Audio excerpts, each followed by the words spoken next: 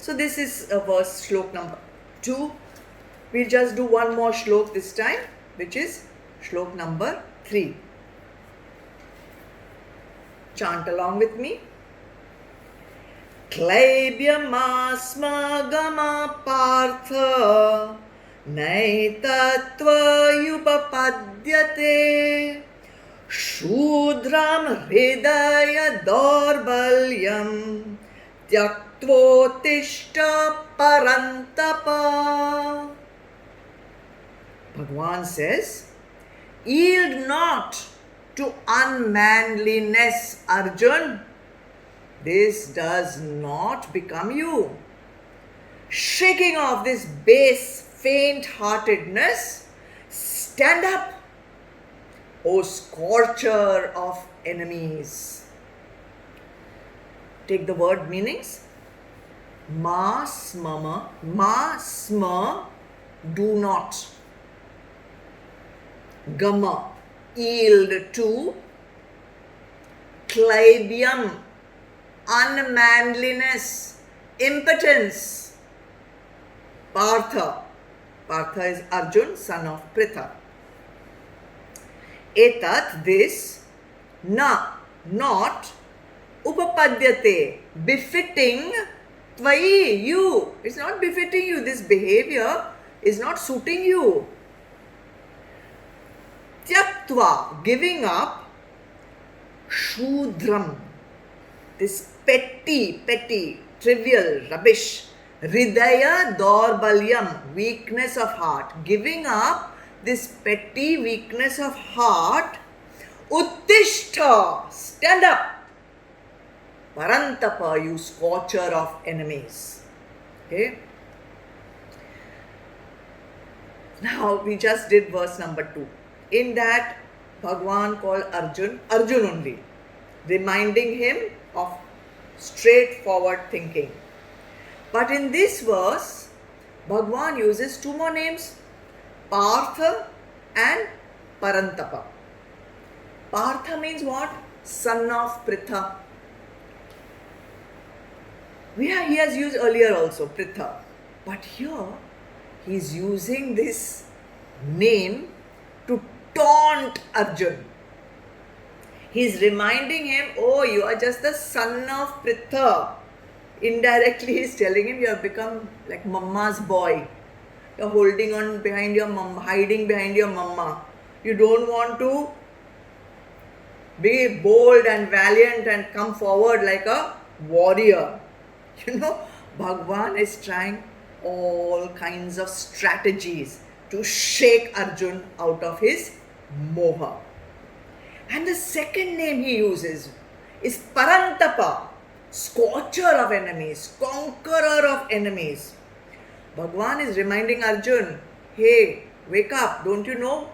You are known, you have a reputation of being brave. On the battlefield, enemies have shivered and trembled looking at you. That's all. And now the irony is, you are shivering and trembling looking at your enemies instead of they being scared of you. Now you are scared of them.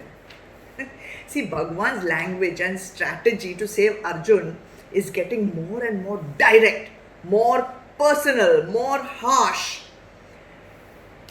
In the previous verse, all he said was, it doesn't befit you, from a noble dynasty you have come, noble birth, and it will not give you happiness, it will not give you name, it will not give you fame, in the present time also, past also, future also.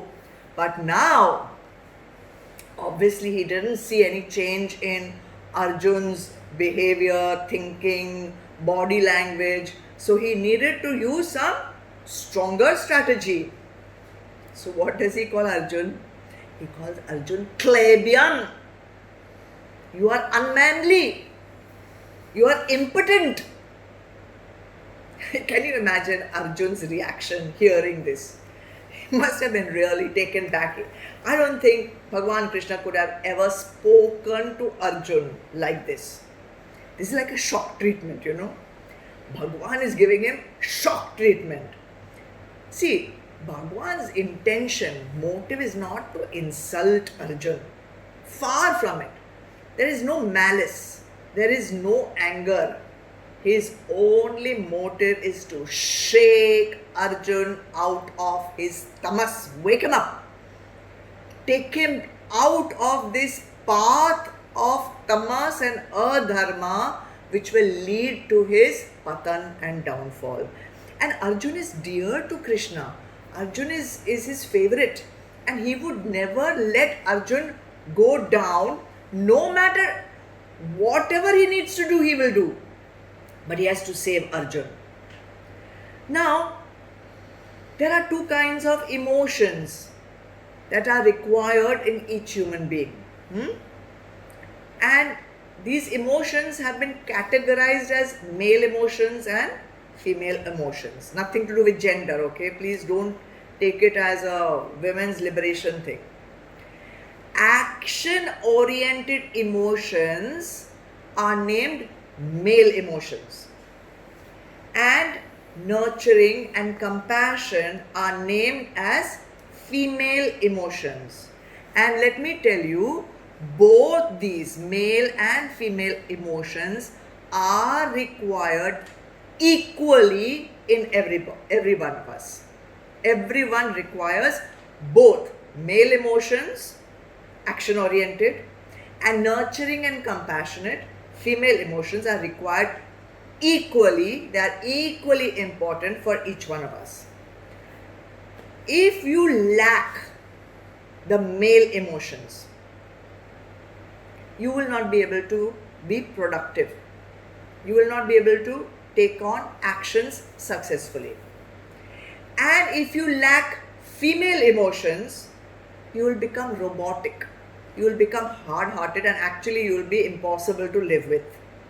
So a blend of both these emotions is required in each individual.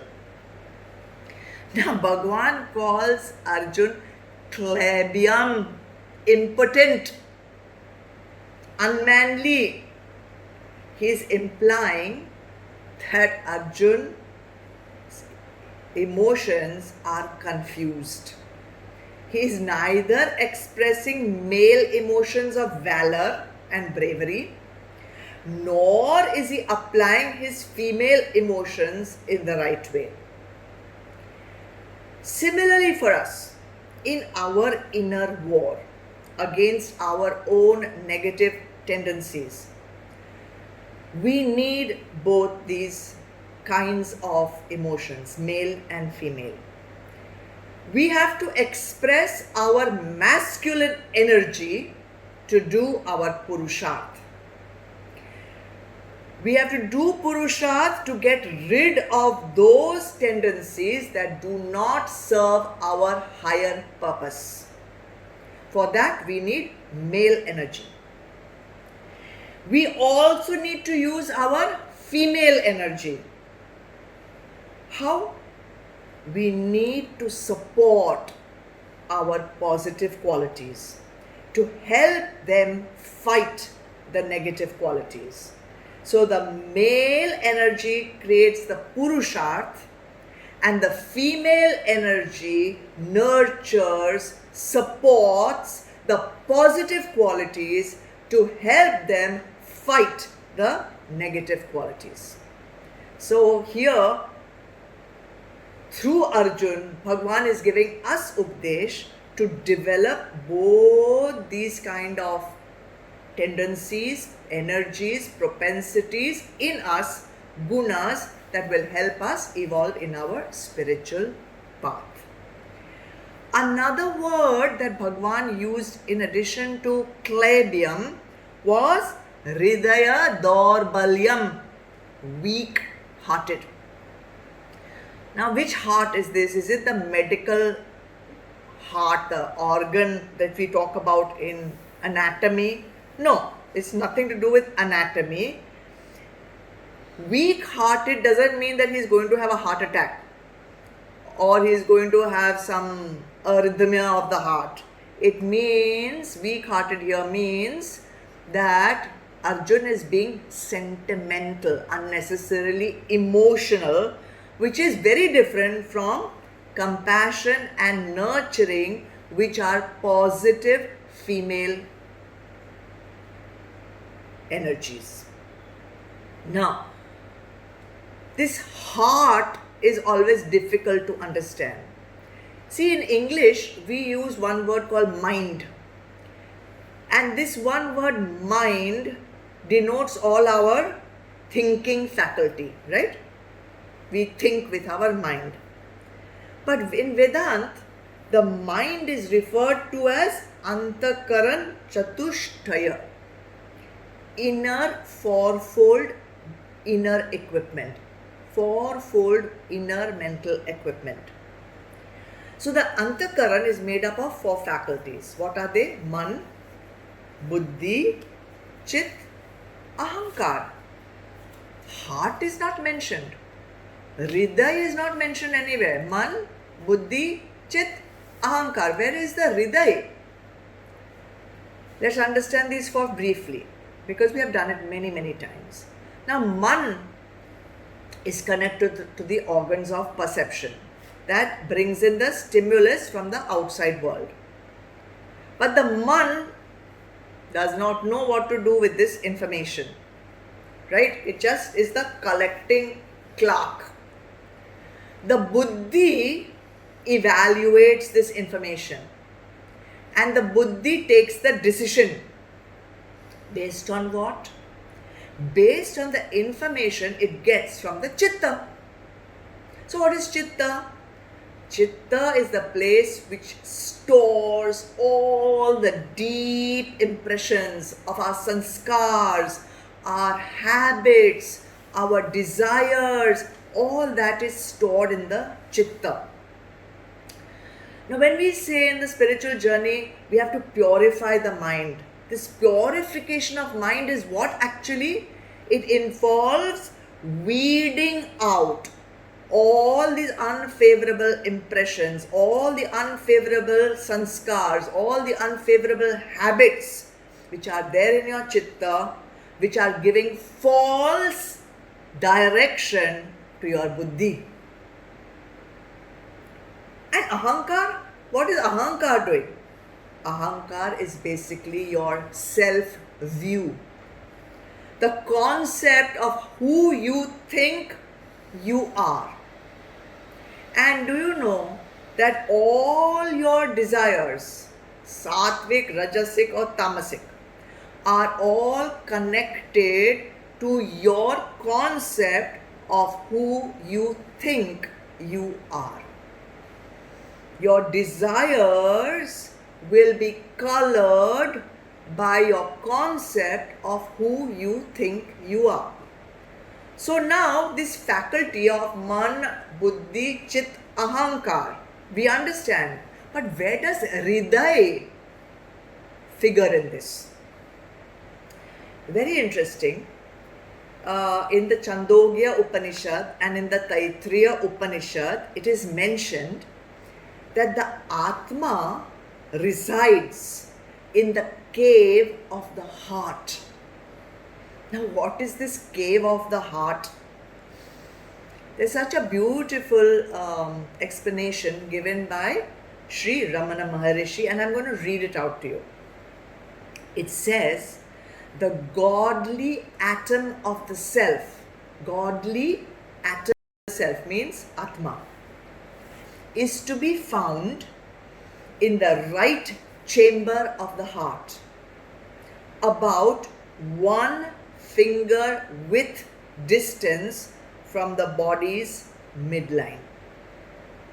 Here lies the heart, the dynamic spiritual heart, and it is called Hriday.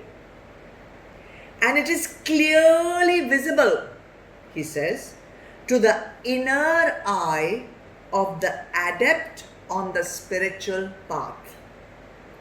Through meditation, you can learn to find the self, Atma, in the cave of this heart.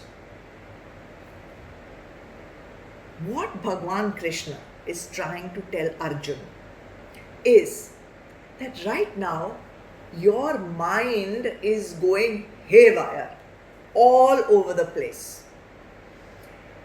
You need to harness this mind. You need to restrain this mind.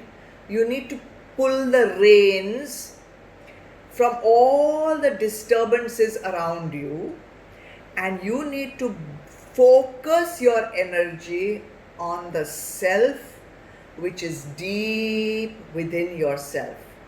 And from this place, you can tap into the inner strength that is available to you and to all of us over there. Right now, his energies are dissipated. Right now, his energies have been hijacked by moha, illusion, delusion, wrong thinking. He needs to go deep inside. He needs to go within himself.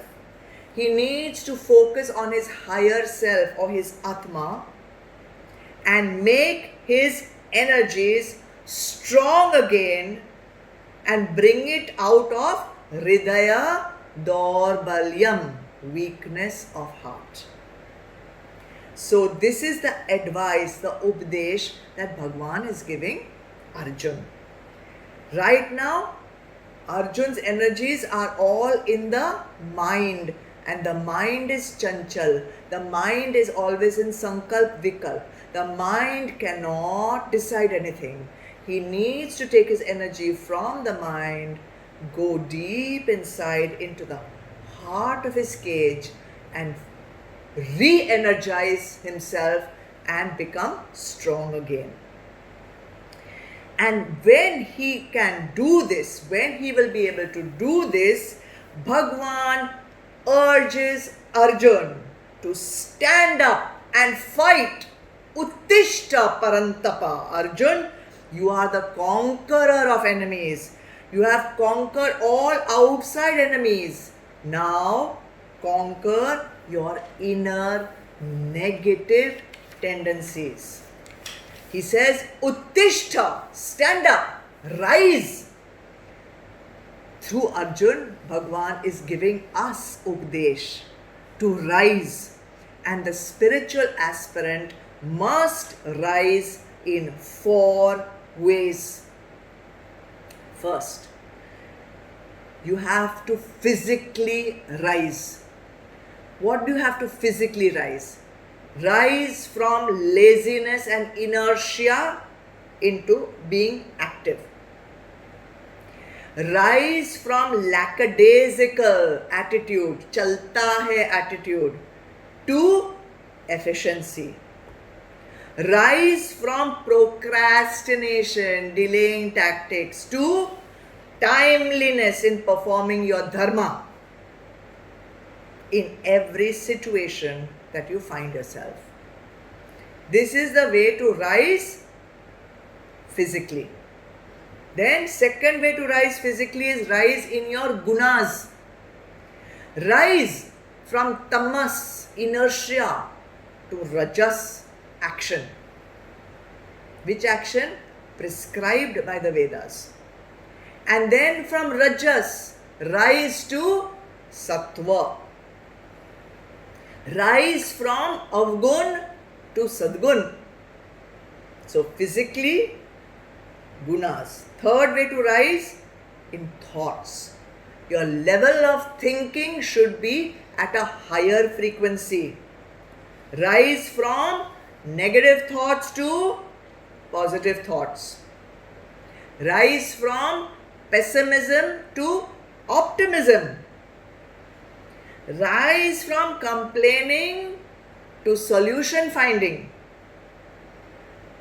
Rise from expectation to glad acceptance. Rise from judging others to personal growth. Rise from exclusive thinking to inclusive thinking. Rise from limitedness to absoluteness. This is how you rise physically. Gunas, thoughts. Fourth one, emotions. Rise from rag, attachment, to bhakti.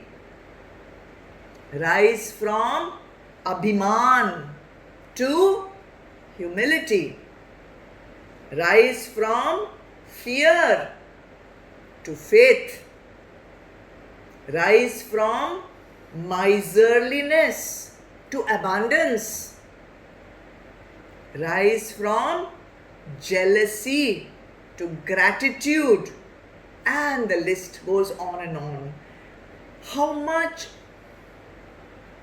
can you recognize in yourself?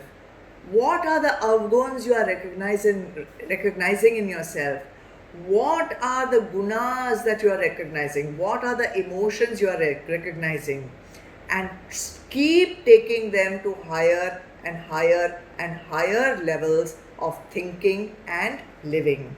And this itself, my dears, is the path and the practice of spiritual growth. And by the way, this is also your sadhana. For how much time? For the rest of your life. Okay? All the best. Do these sadhanas. Continuously work on this. I am sure that along with Arjun, by verse 73 of the 18th chapter, you will also be saying, Nashto moha. My moha has become nasht.